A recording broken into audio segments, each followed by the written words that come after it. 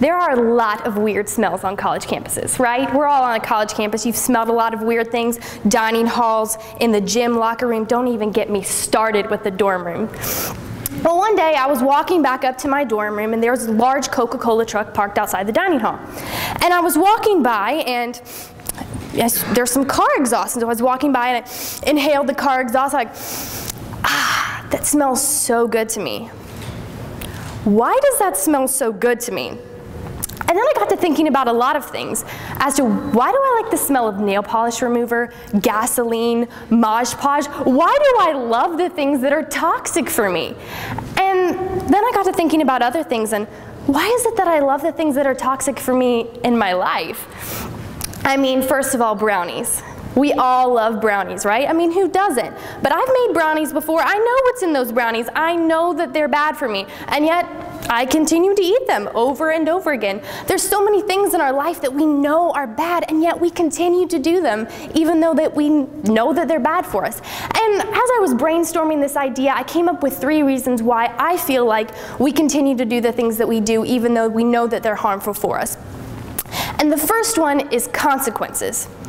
So based off the consequences that you experience, you may or may not be likely to do that action again.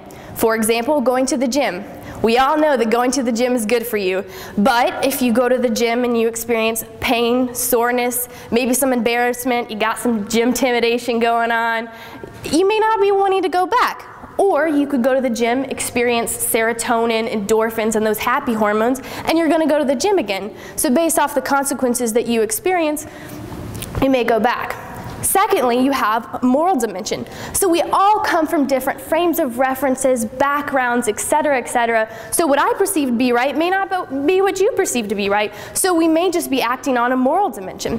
And then lastly, we have the biological domain. So based off of our DNA and how we're made up, we may act a different way. So our personalities are typically based off of our environment as well as our personality. So some people are higher in sensation seeking. And what that means is they might be more likely to abuse drugs and alcohol based off of that personality trait. And well, I think there's a slew of reasons why we have toxicity, why it's here. I think that there is a way that we can solve this, and I call it the nose ring principle. Now, before you start to think that nose ring is an act of teenage rebellion, this is not necessarily the case, so just bear with me as I finish the story. So a couple of years ago, I worked as a summer camp counselor, and I met this woman named Amy Dinkins, and she was a missionary in Nairobi, Kenya, one of the most awesome women I've ever met, and she had her nose pierced. She was like a middle-aged woman. I'm like, oh my gosh, you're the coolest person ever. I want to be like you. And I also found out that getting your nose pierced actually in Africa means a sign of fertility and prosperity. And while I'm not really thinking about fertility right now, prosperity sounds pretty good. So I told everyone that I wanted a nose piercing. I was telling everyone, it probably there was not a conversation that went by where I probably didn't talk about it. And as time went on, I went back home, was done with camp, because I actually tried to get my nose pierced while I was at camp. They were like, you're not allowed to leave. You knew this. What are you doing, Morgan? And so whenever I came back home, and decided, maybe I don't want to get a nose piercing. I mean, this is, a hunk of metal for my face. That's like a tattoo. It seemed very intimidating to me, and I didn't want to do it anymore. And I had all these people calling me, being like, Morgan, what are you doing? This is what you wanted. Get in the car. We're going to go get your nose pierced. We're leaving today.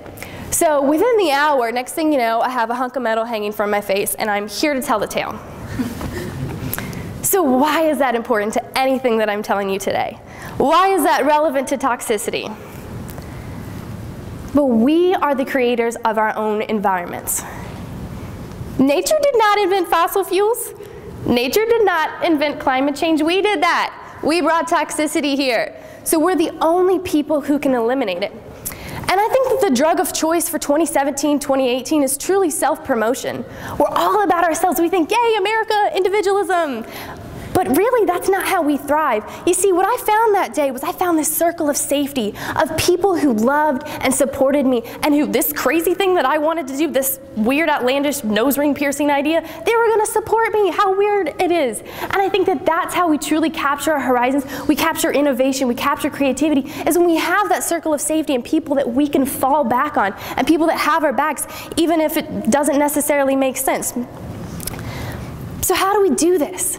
I'm not saying that, you know, tomorrow it's going to happen, we're going to have this world full of rainbows and flowers and it's going to be absolutely incredible, because that's probably not going to happen. But I will say it starts one day at a time, one person at a time, one act at a time. We can truly begin to create these environments that eradicate toxicity. It just starts with one day at a time, one person at a time, one action at a time. So think about that the next time you smell a Sharpie, or the next time you decide to get an exotic piercing. Thank you.